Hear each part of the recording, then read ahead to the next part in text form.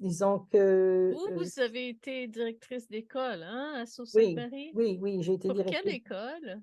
Ben, en fait, il y avait plusieurs écoles. Il y avait l'école Cardinal-Léger, il y avait l'école Notre-Dame des écoles, et il y avait l'école Sainte-Jeanne d'Arc. Donc, je suis allée à 3 écoles. Mais l'école Cardinal-Léger est devenue aussi l'école de regroupement linguistique à un moment donné, et j'ai fait partie de cette école-là aussi. Ensuite, à Toronto, j'ai été directrice d'école dans 2 écoles, une à Toronto et une à Barrie, la source. Wow! Donc, c'est ça, c'est que dans le conseil catholique, donc à Sault-Sainte-Marie, c'était un conseil catholique. Puis j'ai appartenu aussi au conseil scolaire catholique du Nouvel-Ontario à partir de 1998. Et ensuite, j'ai appartenu au conseil scolaire Viamont, le conseil public. Mais disons que Vous étiez directrice durant la crise linguistique, n'est-ce pas?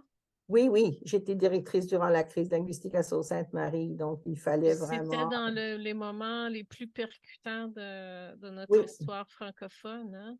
oui, et puis c'est pour ça que donc moi j'ai poursuivi aussi un doctorat en éducation justement pour faire valoir l'école de langue française parce que à l'époque on n'avait pas la politique d'aménagement linguistique pour donc qui a été publiée en 2004. Donc on n'avait pas cette politique justement pour s'assurer que le mandat d'école de langue française soit vraiment mis en valeur et mis en œuvre. Donc, on essayait vraiment de faire valoir l'importance de l'école de langue française. Et c'est un peu ce que cette thèse a fait, c'est que l'école de langue française devrait être une école où justement les élèves parlent français et on vit non seulement la langue, mais également la culture.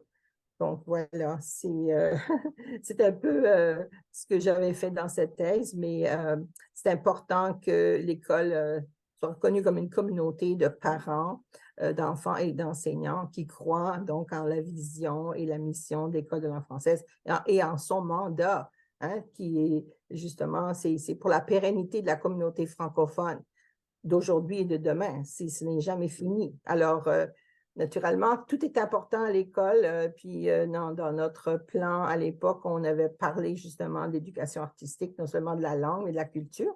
Puis, les arts, bien sûr, c'est vraiment aussi un Souvent pilier perçu important. comme bricolage, Non, c'est vraiment la dans les transmission écoles. de la culture et de la langue. Et non, seulement, ce n'est pas seulement du bricolage, Mm. absolument pas.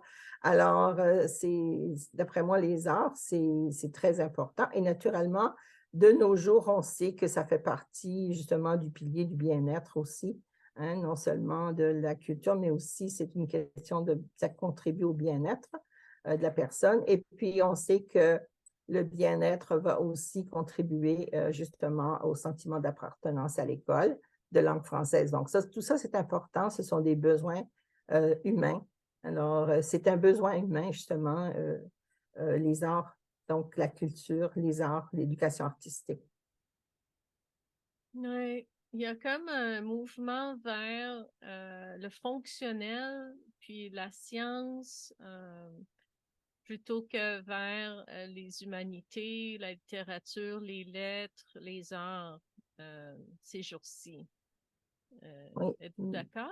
Bien, disons que je pense que c'est important de revenir aux différents aussi déterminants de la santé parce que on parle de l'éducation, mais il faut parler aussi des déterminants de la santé. Et puis, dans les 12 déterminants de la santé, on parle de la langue et de la culture. Puis, naturellement, la langue à une école, c'est aussi la langue française, mais c'est aussi la culture. Et donc, les arts, justement, participent et contribuent à cette culture francophone. Donc, c'est important qu'on rappelle que la langue et la culture, c'est un des déterminants de la santé. Donc, c'est mieux vivre à vivre du bien-être, c'est mieux vivre. C'est aussi une question d'espérance de vie et de longévité pour nos francophones. Donc, pérennité au niveau de la langue, pérennité au niveau de la santé des francophones. Donc, c'est très, très important de poursuivre justement l'éducation artistique et les arts, donc dans les écoles et dans la société, dans la communauté francophone. Oh, c'est donc beau de vous entendre